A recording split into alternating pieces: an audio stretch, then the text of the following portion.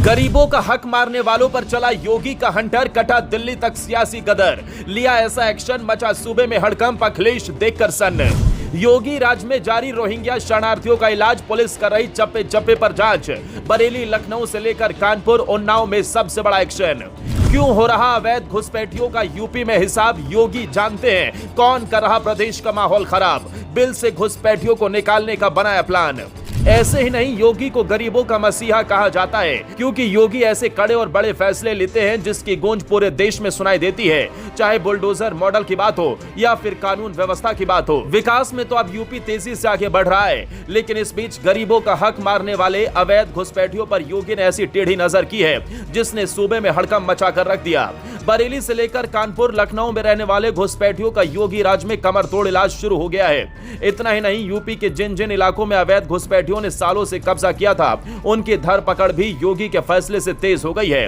अब हर एक बस्ती पर पैनी नजर रखी जा रही है, संदिग्धों से पूछताछ की जा रही है, क्योंकि पिछले काफी समय से गरीबों का हक मारने वाले रोहिंग्या शरणार्थी अपराध को बढ़ावा दे रहे थे, यूपी में क्राइम का ग्राफ बढ़ा रहे थे, जिसकी जानकारी मिलते ही योगी ने सबको सबक सिखाने की पूरी तैयारी कर ली है और गिरफ्तारी के प्रयास भी अफसरों ने तेज कर दिए हैं। क्योंकि जब गरीबों पर बात आती है तो योगी खुद मैदान में उतरकर सारी कमान संभालते हैं। वो इस बात को बखूबी समझते हैं कि ये वही घुसपैठिया हैं जो भारत में रहकर यहाँ का नमक खाते हैं और फिर छुरा भी घोंपते हैं, लेकिन योगी राज में अब ऐसा होना नामुमकिन हो गया है।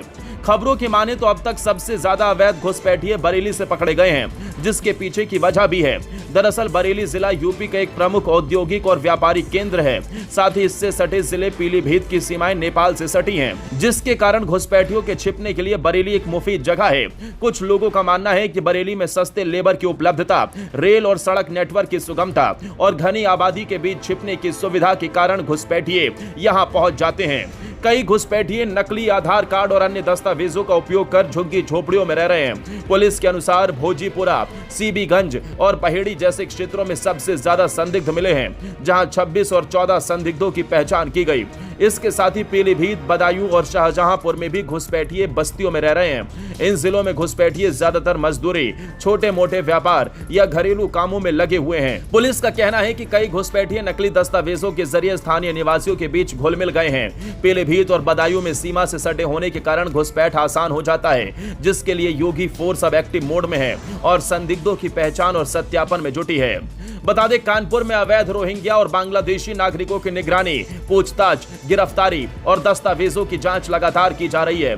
पुलिस और इंटेलिजेंस ब्यूरो लगातार संदिग्ध बस्तियों की निगरानी कर रही है, डेटाबेस तैयार किया जा रहा है। इसके साथ ही ऑटो, रिक्शा और रेहड़ी ठेला वालों की भी जांच की जा रही है। जिस पर भी अफसरों को शक हो रहा है उससे पूछताछ कर रहे हैं। बता दें, ये अभियान इसलिए भी जरूरी है क्योंकि भारत के कई हिस्सों में लगभग 40,000 रोहिंग्या मुसलमान बिना किसी दस्तावेज के शरणार्थी के रूप में रह रहे हैं, जिनकी धरपकड़ के लिए योगी ने निंजा टेक्निक अपनाई हुई है। अफसर दिन रात बस्तियों पर नजर बनाए हुए हैं। सूत्रों की माने तो यूपी के अलग अलग जिलों में दस्तावेज तैयार करवाने के बाद रोहिंग्याओं को हिंदी बोलने की ट्रेनिंग दी जाती थी, जिसके बाद इन्हें दिल्ली, केरल, कर्नाटक, राजस्थान, बिहार, मध्य प्रदेश और जम्मू कश्मीर में भेज दिया जाता है। इतना ही नहीं, इन्हें पैसों का लालच देकर इनसे देश विरोधी गतिविधियां भी अंजाम दिलवाई जाती थी, जिसमें सरकार के खिलाफ विद्रोह, गजवा-ए हिंद के अभियान में शामिल होना, दंगों और हिंसा में शामिल होना आदि है, जिसे लेकर योगी सरकार फुल एक्शन मोड में है। आगे कोई अप्रिय घटना ना हो, इसके लिए योगी सरकार पहले से एक्टिव नजर आ रही है।